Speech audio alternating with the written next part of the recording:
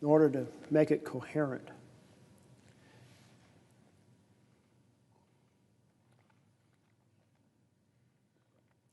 We are 282 former career employees who proudly served our country at the Department of Justice.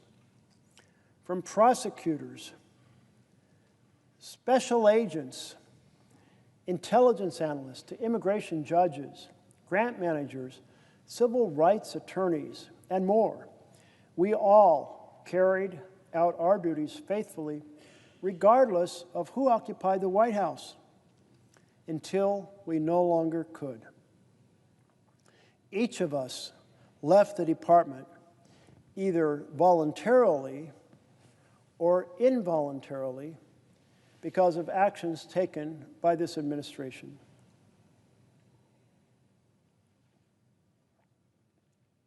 Our fidelity to the Constitution and our dedication to our country did not end when our jobs did. Now that we've left the department, we believe it is our duty to sound the alarm about this administration's degradation of the Departments of Justice vital work and its assault on the public servants who do it. It is incumbent on all of us to fight for the Justice Department before it's too late. Just as I've come to the floor to ring the alarm bells about authoritarian control taking over America, here are these employees from the Department of Justice in this letter are saying they are ringing the alarm bells before it's too late. Let's find out what they have to say. The next paragraph goes, Department of Justice's mission, DOJ's mission, is to, quote, to uphold the rule of law, to keep our country safe, and to protect civil rights. It's failing on all three fronts.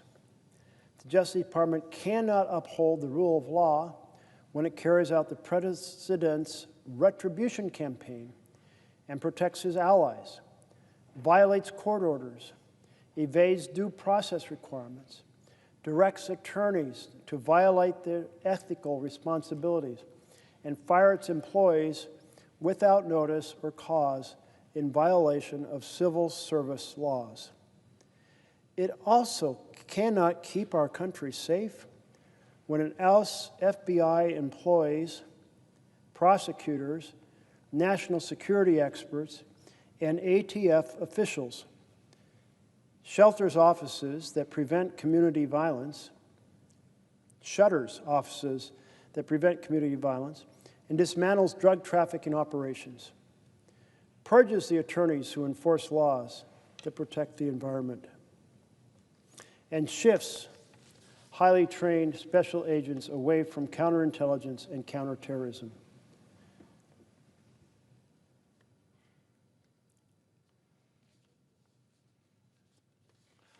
Oh, I see, thank you for the note, I see that my colleague from New Jersey is on the floor, and I would welcome a question if he has one. I appreciate it, and appreciate my colleague pausing for a question. And I just want to first say, as I present my question to him, how grateful I am for his stamina and for his strength, but more even importantly for his insightful truths that he has been telling now for well over 14 hours. And in many ways, we see a tradition in this body of being a deliberative body, but it seems now more and more that deliberation is giving way to what the founders never imagined, which is simply conceding to anything that the President of the United States wants.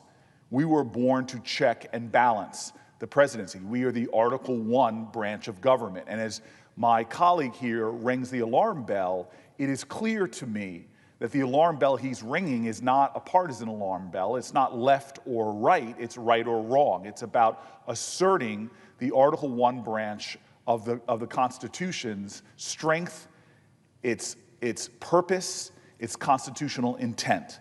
And that is to provide oversight. That is to provide advice and consent. That is to provide the check and balance that we need. And for hours now, what I have been seeing is my colleague, Jeff Merkley, has time and time again been laying plain facts that would not play no matter what party a person is from. A president who is encroaching again and again and again on the constitutional prerogatives of the Article I branch of government. And the result of this is that people are hurting. And I really want to get my colleagues' response to this. The fact is, right now, you have a president not going through Congress, not working with Congress, but undermining congressional intent by gutting and cutting programs, gutting and cutting agencies, gutting and cutting bipartisan approved resources for our states in ways that threaten and undermine the well-being of Americans. We see him approving a tariff policy, not one that has gone through this body. In fact, I would say not one that people in this body would even agree on, that is hurting American farmers, that is driving them to their knees. They want trade, not aid. And as a result of that tariff policy, it's not only hurting the bedrock people who put food on the table for Americans and people throughout this world, but it's hurting consumers by driving up grocery prices. What my colleague continues to point out is how these violations of our constitutional norms and traditions, the insult and injury done to our Constitution, has a real-life impact on the lives of Americans, making us poorer, making us sicker in our lack of access to health care. That we are seeing a time now that if we do not ring the alarm bells, more and more Americans will be hurt by a president who is acting more like an authoritarian leader than a democratically elected executive in the Article II branch. And this is not a left or right moment. It is a right or wrong moment. This is a moral moment in America. And I love what Martin Luther King said. He said, the problem today is not the vitriolic words and violent actions of the bad people, it's the appalling silence and inaction of the good people. And so this is a time that my colleague, through doing this extraordinary step here for more than 14 hours, all through the night, standing up and saying, look, democracy has never been a spectator sport. If you love this country, if you love in a deep devotion the ideals of patriotism more than a party, now is the time for all good people to stand up and call it out. And so I want to know from my colleague, this, with the urgency that we have in this moment, with Americans seeing their energy costs go up, with Americans seeing their grocery costs going up, with Americans now seeing the reality of their health care costs going up thousands and thousands of dollars, with marginalized people, with folks who are struggling to provide for their children, for children with disabilities struggling to get the resources they need, with parents not knowing how they're going to meet the rent and pay for medical expenses, how they're going to be able to pay for the basic needs of their families. This is a time that if you believe in the cherished principles of our nation, from patriotism, devotion to our national ideals, if you believe in the ideals of our nation, love thy neighbor, if you believe that we are one nation under God, this must be the time where more people stand up and speak out, because the only thing necessary for the triumph of tyranny is for a free people to remain silent. And so I ask my colleague right now, because there are people saying, what does it matter that a senator is standing up? I ask my colleague right now to maybe say directly to the American people why you are taking this courageous stand tonight, what you hope they will take away, because it's not about you or me, it's not about the 100 people here. We have seen this president back down before when the American people, in a chorus of conviction, stand up and say, no, no more. As Frederick Douglass says, the limits of tyranny are prescribed by the people who face the oppression. I ask my colleague, what is the message that you are trying to send with this courageous stand, with this incredible endurance, with this strong speech you are giving today? To my colleague from New Jersey, the message, most important, is that the tyranny has already arrived. It is not down the street. It is not around the corner. It will not be encountered on the path tomorrow. It is here at this very moment. And that tyranny comes in two forms, so important to our country. The first is the attack on freedom. Freedom is secured by due process. So when an authoritarian president runs over due process, he threatens freedom for all of us. When an authoritarian president says, I will dictate through research grant control what universities teach, he's stealing the academic freedom of our independent universities and really gutting the vision that people go to universities to explore ideas and to learn, not to receive propaganda written by a government. If you want that version of the world, that's not freedom. That's found in tyrannical governments. That's found in China, not here at our universities in the United States of America. When he proceeds to say we are going to control law firms by suing them and taking away their security clearances and extorting them to put $1 billion of free law into causes the president wants, that is a form of tyranny against the free enterprise of law firms to have the clients they want and serve the people they want. I read an article sometime in the middle of the night that was about the profound impact on nonprofits that are out of favor with the president, and therefore they're not getting the legal help that they had in the past, and how that affects their largely impoverished clients. So there's damage that ripples through the universe from these attacks on freedom. And now is the moment where we have seen the fundamental separation of powers disappear. No, I thought of these robust branches of government, the executive, the Congress, the judiciary, each valiantly defending their role in order to preserve the checks and balances of this beautiful document we call our We the People Constitution. But what happens if the Congress is controlled by a party that says, our goal is to do what the president tells us? Suddenly that check and balance, the president, is gone. What if the court, the Supreme Court, says we want to, regardless of what's written in the Constitution, hand more power to the president? And they say, you know what, we'll make the president above the law, which they did in a law case last year. And suddenly you have the three elements that create tyranny in place of freedom, or authoritarianism in place of a republic. And those are a rubber-stamped Congress, a deferential court, and an aggressive authoritarian personality with a good plan. And he came in with a good plan called Project 2025. And the chief engineer on that Trumpian tyranny train is Russell Vought at OMB. So every essential element of the authoritarian takeover of the United States is here right now. Now, you mentioned a reverberation about how the president's policies are making people sicker and poor. And here is the connection.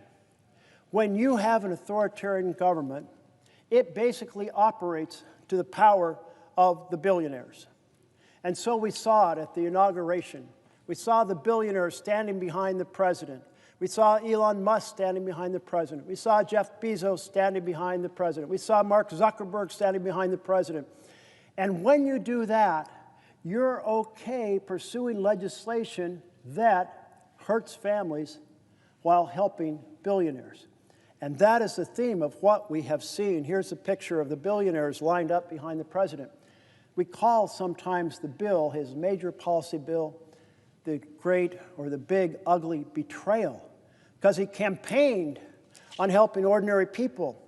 But then on Inauguration Day, there's no ordinary people behind him. There's no champions for health care, no champions for housing, no champions for education, no champions for good-paying jobs and investment in infrastructure.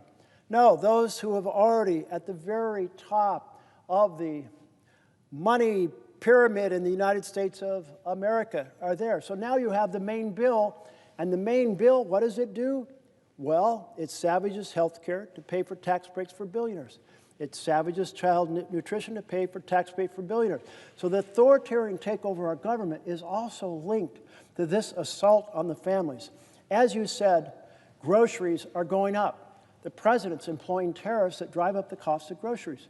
If he was looking to help families, he wouldn't choose to do tariffs that drive up the cost of families. And in fact, the president doesn't even have authority under the law to do tariffs to begin with, which he just took it because that's what authoritarians do until the courts stop him. And the courts, moving slowly, have not acted. And you mentioned health care costs going up. Well, I don't know about what the new costs are in your state of New Jersey. In Oregon, the projection was a 68% increase in costs on the exchange. But nationwide, 114% average, meaning Oregon, well, as much as we're shocked by 68% inflation in health care policies, well, nationally, it's more than doubling. So think of all the people who will be unable to acquire insurance. And that's just a piece of the big, ugly betrayal bill, because then you get into the fact that they gutted Medicaid, the Oregon Health Plan. 70% of the children in rural Oregon are on the Oregon Health Plan. Think of the devastation when 235,000 Oregonians are projected to lose health care. And what happens when they get sick and they don't go to the hospital because they don't have insurance? So then they get sicker, and when they do go to the hospital, it's the emergency room. And maybe the modest health problem has become a major health problem. Maybe the diabetes that easily controlled has become a foot amputation or an eye problem, an eyesight problem. Maybe the cancer has grown or spread around the body. So not only is an illness more expensive to treat, but the odds of recovery of worse, and it's being treated in the most expensive part of a hospital, the emergency room. And then, because there's no insurance to pay for it, the hospital or clinic gets less revenues, and then they have to shut down programs or shut down completely, and then we have less health care for everyone in the community.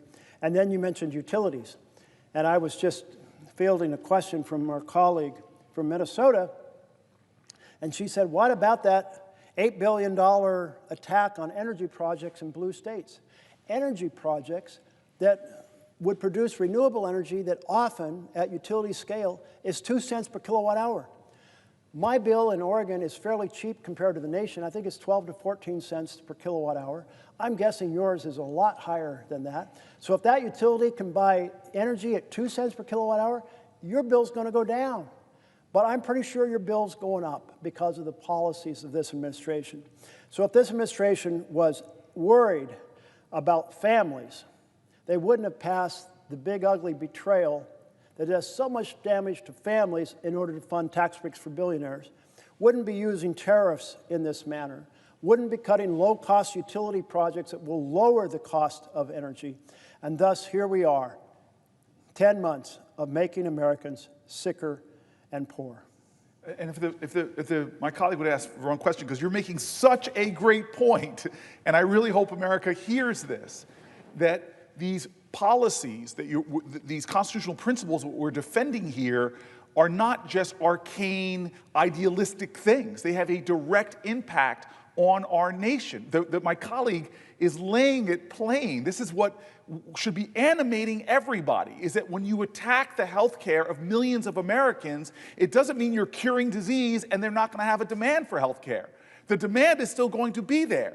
And if they're not getting their health care reimbursed, if they're not getting preventative care, if they're not getting regular checkups, they're going to put more demand on our hospitals, which are going to make our hospitals have longer wait times in the emergency rooms, that are going to have our hospitals have less reimbursed care, and our hospitals are going to strain and buckle under that, thus driving up the costs for everyone. You make it plain, and people should hear this. When the president lies to the American people and says he's about all of the above energy costs, he's not. He's about advantaging certain energy over other energy, and it's actually the lower cost energy that he's attacking. Those projects are actually going to lower people's bills. So here he is raising the healthcare costs for everyone, hurting the hospitals that we all rely on, and driving up energy costs for everyone, and giving an advantage to our competitors like the Chinese, who are racing on energy projects in the renewable energy space. But it's even more than that, as my colleague knows. When you have boneheaded attacks on our Constitution, as opposed to going through Congress where there's deliberation and debate, you are actually raising costs in other ways too. As my colleague knows, Americans right now are seeing the investments that we make that return for the taxpayer significant returns in science and research. We are a nation that has exploded industries that the rest of the world is trying to catch up to us. We are the nation that invented so many great things by funding research, basic research and technology. And so attacks on universities, where they are now reporting less postdoc programs, less PhD programs, less research going on in America, you are ceding the pathway to human endeavor. You're closing it off. As my colleague was saying, attacks on universities, making them come and bend a knee, those universities are saying, no, I will not bow to you, you are not my king. And then that king, wannabe king, cuts fundings to our greatest research institutions, not in America, the greatest research institutions on the planet Earth that have spawned new innovations, from quantum computing to fission and fusion, to robotics, to medical sciences. When you cut off the resources to those things, you are starving the goose that has been laying the golden egg for human endeavor, for industries and more.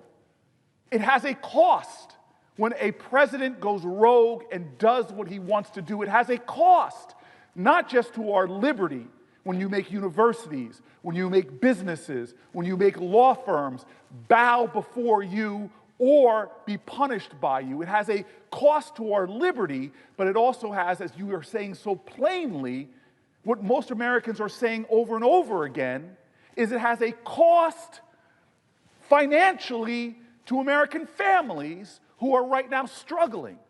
As you have said time and time again over these last dozen-plus hours, Americans are hurting.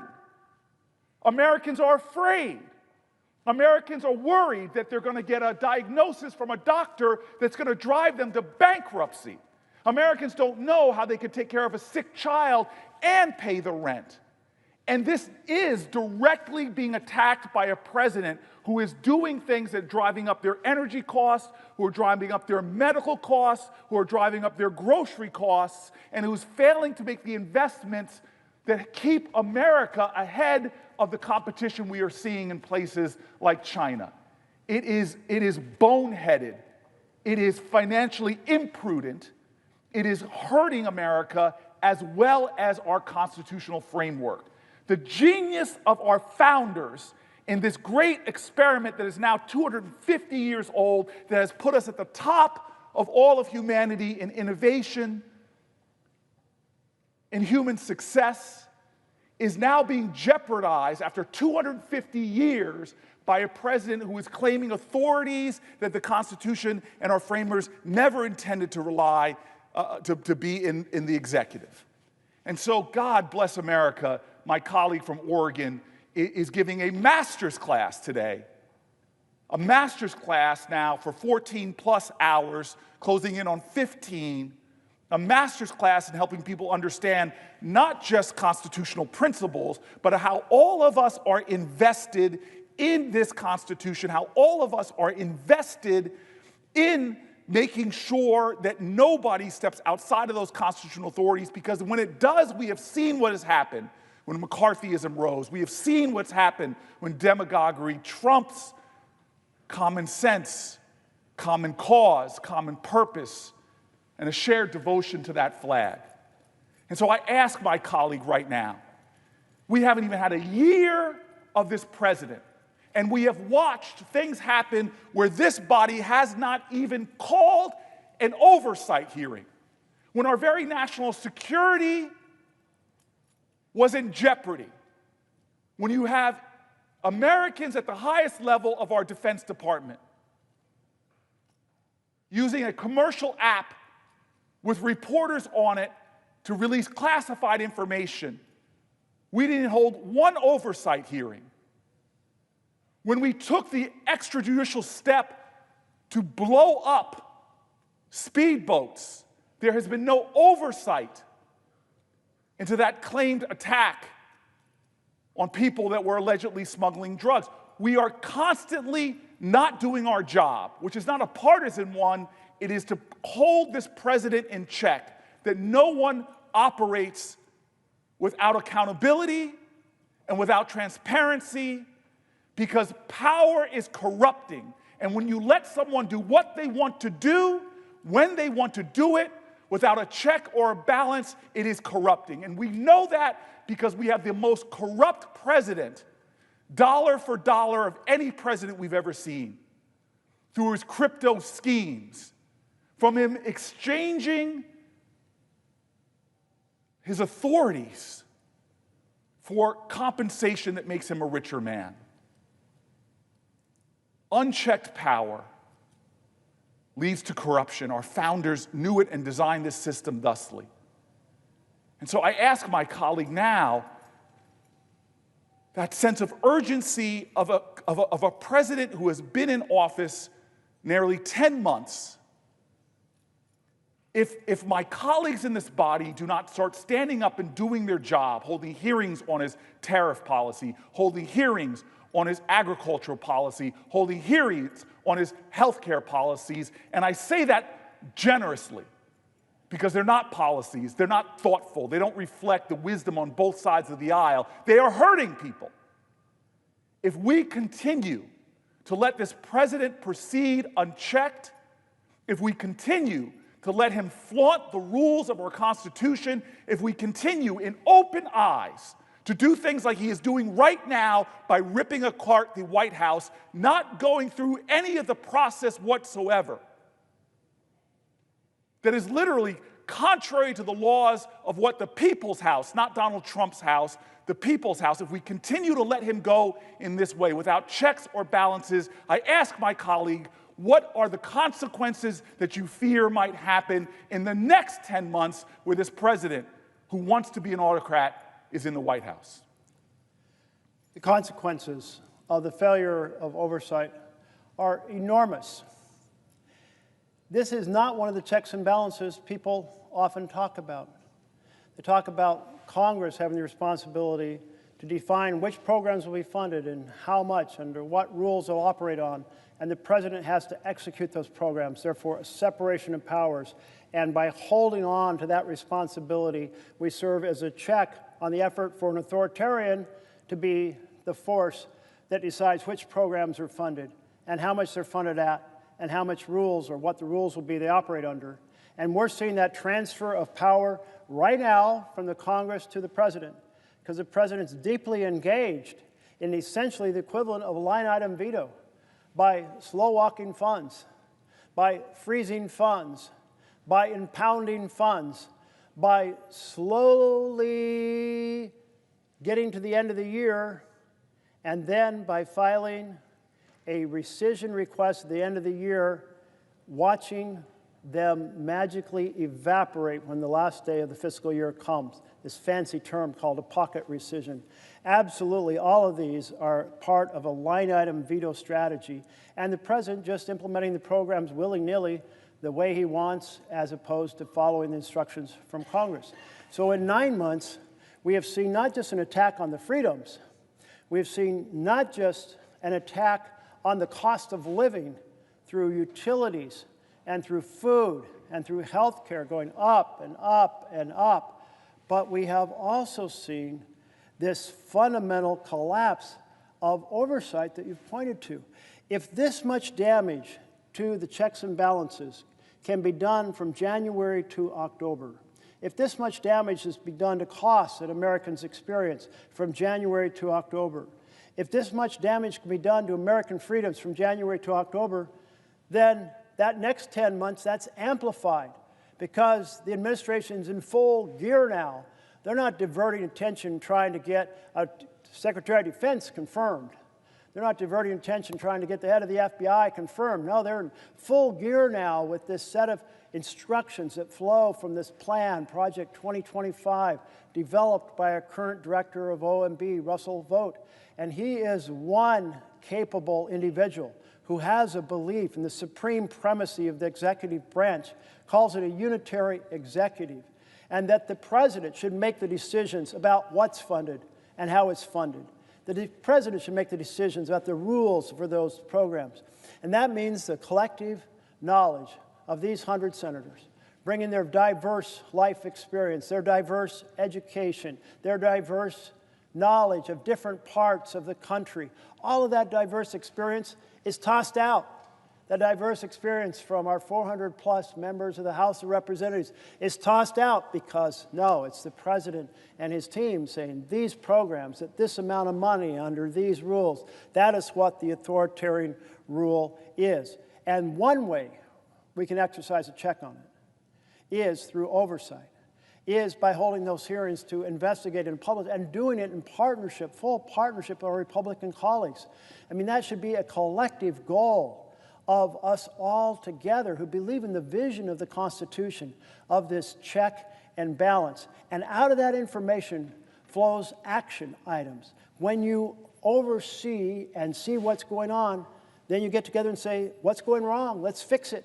But you can't get to the point of saying, let's fix it, if you've got your eyes covered up, your hands over your ears, your head in the ground, and saying, I don't want to look at the administration. I know a lot of bad shit is going on over there, but man, that's the president of my party, and if I dig into that, he's going to be very upset. And we have seen how he is personally directing criminal investigations about people who have criticized him. There is concern by some of our colleagues, rightly so, that if they be the ones to speak up and say this is wrong, they will be next on the list, the enemies list. And when you think about the fact that on that enemies list is even our own fellow senator, like this is people who he was unhappy with because they said that the 2020 election wasn't stolen. And so now he's going after them. In one case, he lifted the security clearances, not just for the person who spoke up and said the president, Trump, is wrong about the election being stolen, but he took the security clearance from all of his coworkers. So a collective punishment strategy. This idea of weaponizing the Department of Justice, this intimidation of free speech, that really does affect people in this chamber as well as outside this chamber for fear of being targeted. And indeed, one way they can be targeted is through their own folks back home. So when one of our senators said, this big, beautiful bill is a train wreck for health care, and I'm not voting for it, within hours,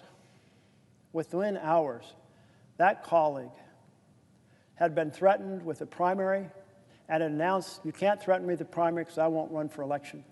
Everyone else looks at that and goes, that's the power that is being brought to bear to create a failure for there to be oversight, for there be people speaking up, because I know across the aisle as many people care about the vision of our Constitution and our responsibility to sustain that framework for our freedom, for our financial success, far into the future, for the generations to come. I know they care about it, but right now, they're looking, we've got a powerful executive who can bring the world down on me. And I'm hoping somehow we will have a few courageous folks to be at the front of the line and say, I'll take the hit. I'll stand up and say what everyone else is saying privately, that this is outrageous, an outrageous attack on freedom, an outrageous attack on the structure of our Constitution, an outrageous increase in the cost for ordinary families, that the vision of families lose and billionaires win is wrong for the people that I represent in my home state, regardless of it being blue or red, that the idea that health care is being slashed for tax breaks for billionaires is wrong, that nutrition programs are being cut for tax breaks for billionaires is wrong. We need our colleagues to join us in this effort so it is not partisan, it is bipartisan, and we're standing up for the core principles on which our country was founded. I thank so much my colleague from New Jersey. And I see my colleague has arrived from Illinois. I want to thank, through the chair, I want to thank the senator from Oregon for his leadership in bringing this issue before us. We have something in common. Both of our states are facing militarization from the federal level of government. Nominally in Chicago, the president argues that the city is unsafe. I watched this last Saturday as 100,000 people gathered for the No Kings rally and parade, a peaceful, nonviolent gathering of Americans expressing their constitutional feelings and right to express themselves in this republic. I know that you're facing the same threat in the state of Oregon, and recent court decisions seem to suggest that there's more time in the courtroom ahead. I would just say to the senator from Oregon, thank you for leading this conversation. There are so many aspects of this presidency that you could address, and I'd like you to address, if you will, this militarization issue. We have carefully crafted in our existing laws prohibition against the use of military force for law enforcement.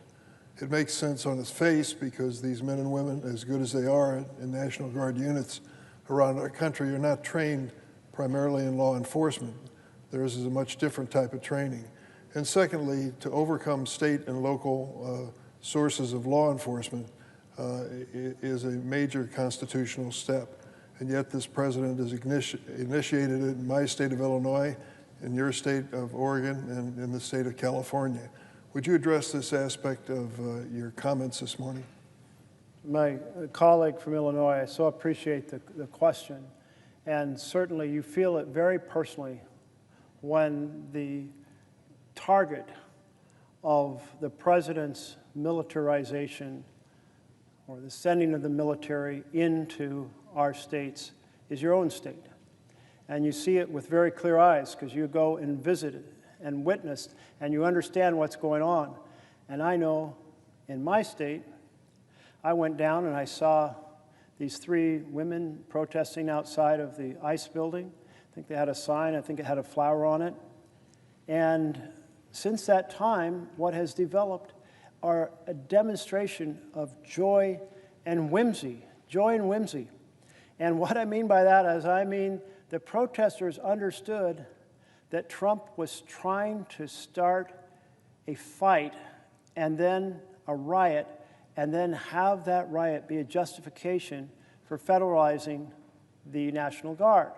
And so we had many steps in this process. The first is he said, I'm going to federalize the Oregon National Guard, and Oregon Attorney General appealed it, and the district attorney, not the district attorney, the district circuit judge, district judge, proceeded to say, wow, the administration's description of what's going on is untethered to the facts. This is not a rebellion. There is not an invasion, so no, you can't federalize. That's a test in the law. And a very similar decision, I think, was reached by a district judge in Illinois. And then it went to the circuit court. And the circuit court in Illinois, my understanding, is they backed up the district judge and said, yep, no rebellion, no invasion, you can't federalize. Well, in Oregon, the administration took another tack. They said, well, okay, we can't federalize the Oregon troops, but we will send in troops from Texas, or National Guard troops from Texas and California that have already been federalized. And the district judge in Oregon said, no, I'm sorry. Once federalized, it's not like you can just travel through the countryside doing whatever the hell you want. You have to have a rebellion or you have to have an invasion, and you have neither. So no, you can't come. But here is what really worries me about this. When you have an authoritarian president, they have a playbook. And that playbook was carefully crafted for this president under Project 2025.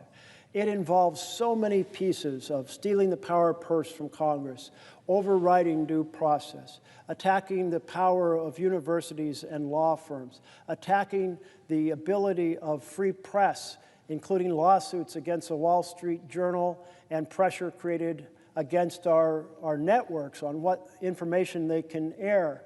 And an additional part of this playbook is to be able to use the military to suppress domestic dissent. And to create the path for that, you want court decisions that say it's okay, and you want the military to get accustomed to being deployed, so when you tell them to go and suppress domestic dissent, they'll do it. And so here we have the fact that the president was stopped, but there is now 2 more steps coming that I'm really worried about. One is that in California, the Ninth Circuit, a 3-panel set of judges said, you know, one of them said the district judge was just right. There is no rebellion, there is no invasion. But the other 2 said, well, you know what? Even though the district judge used the definition of rebellion that was considered at the time, basically that there has to be a sizable group that is well organized, that is weaponized, seeking to overturn the government. And we think maybe you should apply a looser definition of rebellion. And then instead of looking at the facts on the ground at the time that the president wanted to federalize the troops, look back a few months when there were a few more arrests, and maybe that's a justification to say there's something like rebellion. But most importantly, you should give high deference to the president. And this what terrifies me, because I'm afraid that the Supreme Court may issue a decision even soon on a shadow docket on the Seventh Circuit decision, and they'll say, yeah, it's a rebellion if the president says so. And that is insane. That opens the door to using the military anywhere the president wants, anytime, against our citizens, violating the fears of our founders who didn't want a standing army to begin with because they felt that it threatened freedom, because they knew executives, chief executives, are tempted to use standing armies against their own people. That's what kings do, and that's what authoritarians do. So they were terrified of having those standing armies. And then we had the whole concept developed after the military was used in Reconstruction, that's enough. Military needs to defend the nation, not be used. So we have the Posse Comitatus Law, and the Posse Comitatus Law says you can't use the military for domestic action, but there's an exception to it, the Insurgency Act, or Insurgency Act. And who knows what's going to happen with the interpretation of that act. So I really appreciate your bill that says the military cannot be used for law enforcement, because right now the courts could give the green light to the president to use troops and federalized National Guard in exactly that fashion. And we need to close that avenue down and do it fast, because we got an authoritarian president bent on being able to use military against the people of the United States. If the senator from Oregon would yield for another question, you recall, as I do, how many times candidate Trump and even President Trump spoke before rallies supporting his cause and railed about the murderers, terrorists, rapists, criminally insane, and sexual predators who were coming across the border and threatening us. And his argument was that it was that fear of criminal activity by them that warranted his federal intervention in many states, including our own. I just wanted to give one example that is timely and tells the story. First, let me say that fewer than 30% of the people who are being detained by ICE, fewer than 30%, have any criminal conviction whatsoever. These people may be here out of status. For example, they came in on a student visa and stayed when they should have left, or came in here in a tourist visa and stayed when they should have left. But to brand these people that are being detained now in the streets of Chicago, for example, as criminals, violent criminals, as the president described them, is totally unfair. I tell the story of a church that I visited just a few days ago in Chicago, Christ Lutheran Church on Wilson Avenue in the Albany Park section, which is a largely Hispanic section of the city of Chicago. The pastor of that church, Tom Terrell, told me that after his service a few days before, it ended at noon, and as his parishioners were leaving to walk home in the neighborhood, as they do every Sunday, ICE arrived in an unmarked truck and stopped this gathering of his parishioners and started questioning them and asking them for identification and papers. This is becoming common in Chicago. When others noticed it, they came to their front porches and out their front doors and started blowing whistles to let people know that ICE was in the neighborhood conducting this. ICE panicked and as a result of it threw down a tear gas canister in front of these people who'd just come out of church and then got in their unmarked vehicle and left. This kind of activity is far beyond protecting us from the most dangerous criminals who might have come across the border in times past. It is an intimidation and an effort to have people so afraid that they will either not participate in the economy, that they will not be going to church, and many of them are afraid to send their kids to school. Where is this leading and why? I'll tell you, I think you share from what you said, the senator from Oregon, my feelings that this is not the end of it.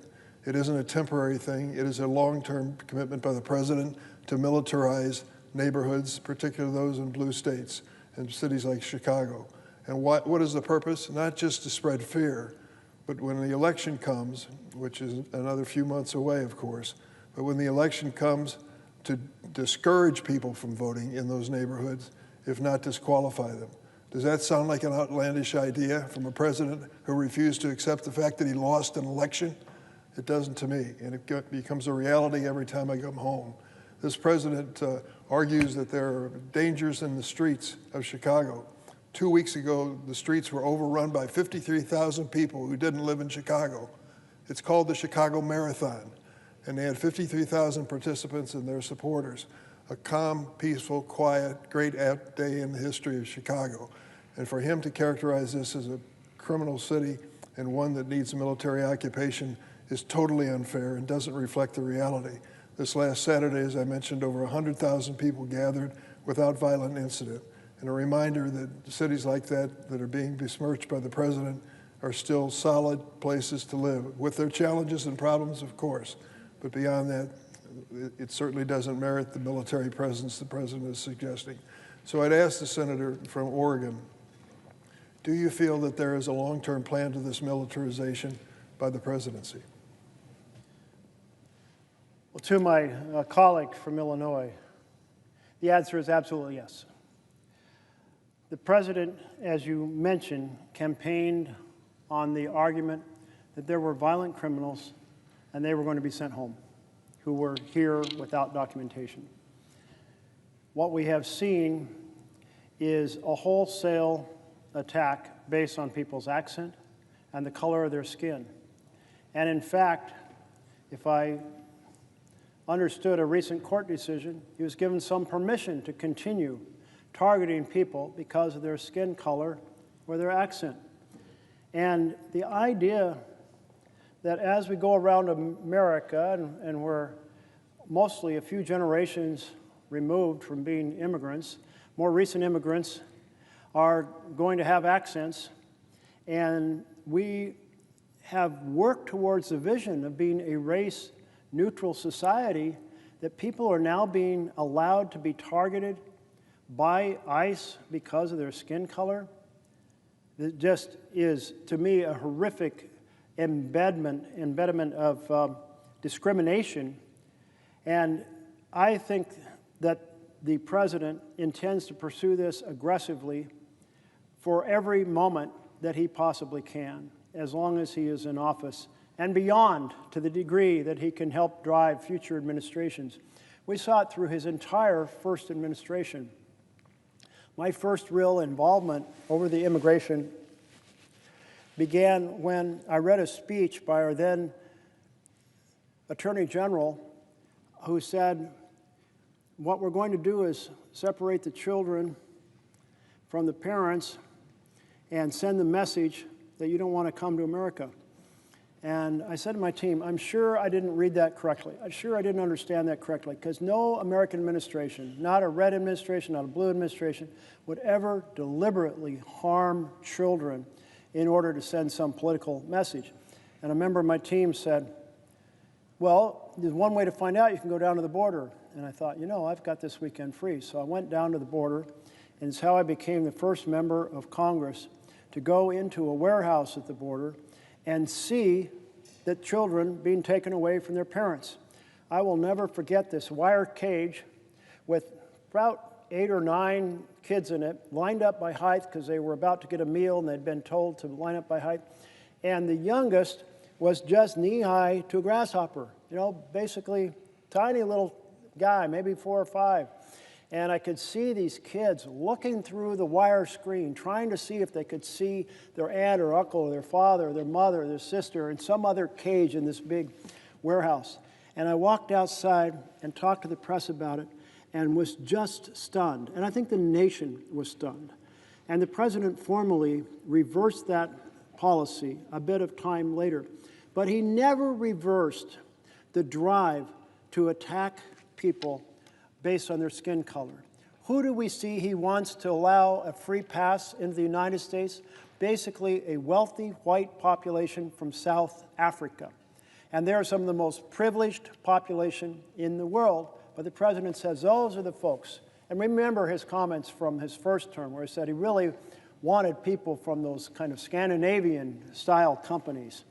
So I do feel that he wants to pursue this aggressively throughout his administration, and we are going to see a lot more terrorized neighborhoods. I thank the senator from Oregon. Thank you. I see that my colleague from Washington State is here. Would she consider, I would welcome a question if you have one. Mr. President, I rise to ask the senator from Oregon a question. I appreciate my Northwest colleague being here to bring attention to these important issues. And so much has transpired in the last few weeks, and so I just appreciate the fact that you are trying to bring part of the awareness. If we made a long list, there'd be many, many things here in this list of authoritarianism that we do not like, and appreciate you bringing specific attention. Although I do find some musings that people find a bicycle protest somewhat threatening, which it's just not you know, we're kind of famous for our bicycle events in Northwest, so don't know why somebody finds that threatening when the authoritarianism is really the threat. So, but I have been so involved with my colleague Senator Grassley in making a really important point, and that is the president is abusing his power on tariffs. When you think about the actions of proposing tariffs, this is exactly why people said we don't want kings to have this authority. Why? Because it's such an important constitutional authority given to Congress.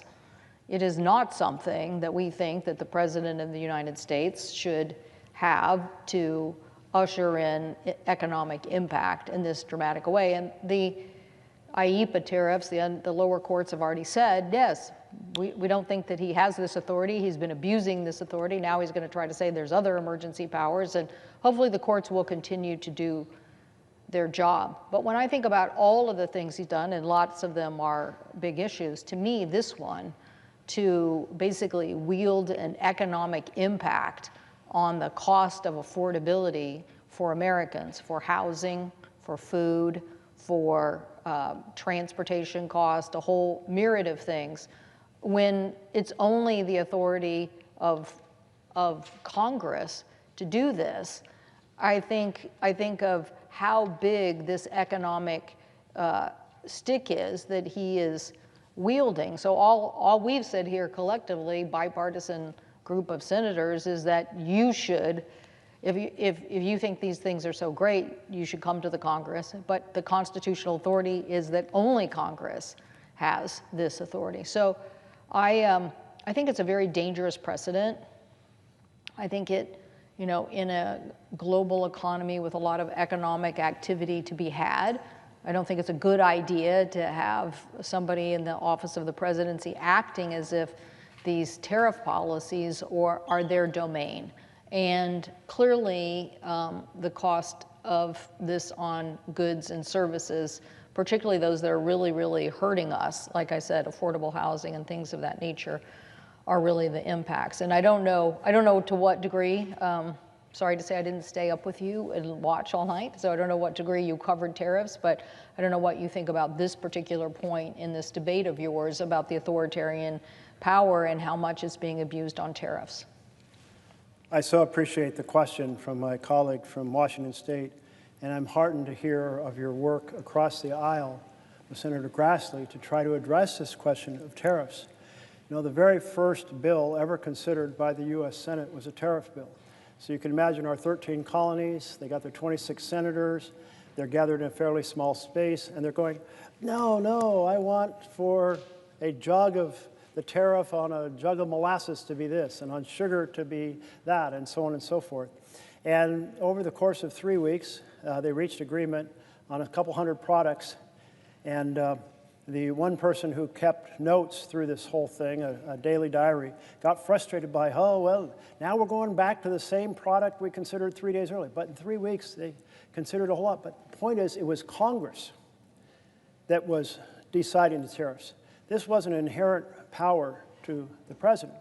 And there is no law that has delegated power to the president to do a tariff. Tariffs are done by law. That means they are a bill that occurs here, and it is a bill that becomes the actual tariff when it's signed by a president.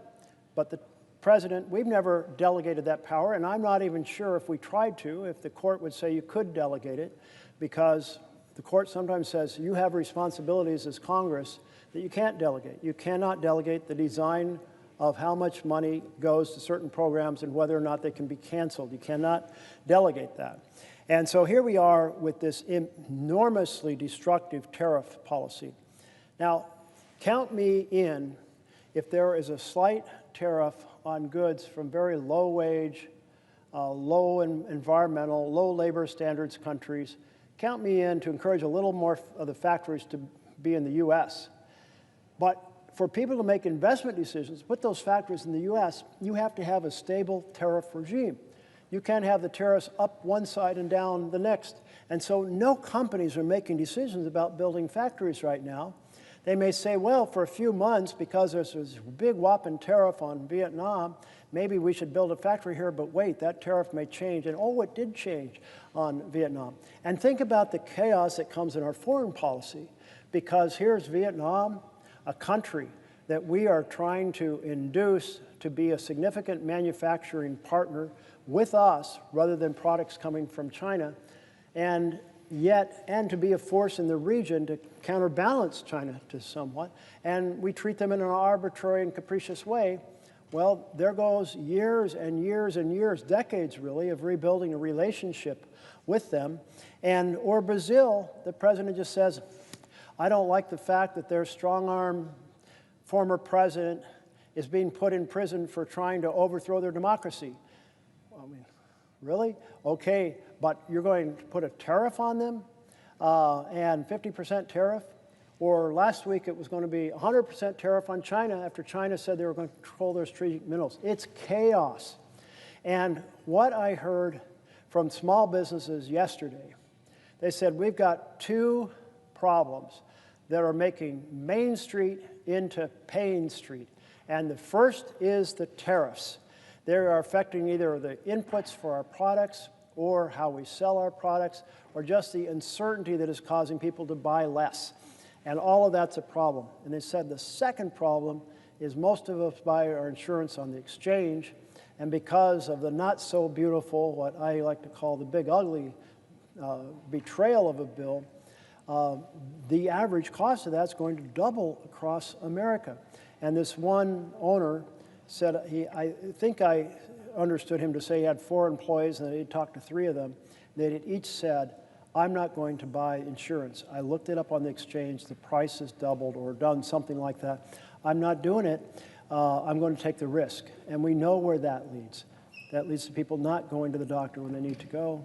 It leads to small problems being big problems. It begins to big problems being treated in the emergency room, the most expensive place.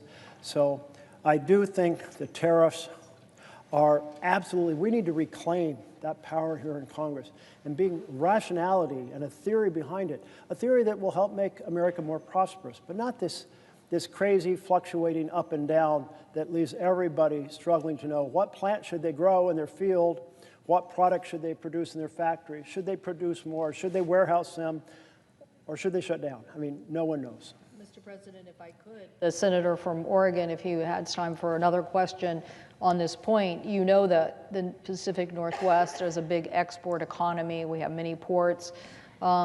People may not know, but we probably export a significant amount of soybeans. And I don't know if the senator is aware that this is a crisis now. These growers, particularly in the Midwest, are on their heels over this. This is having huge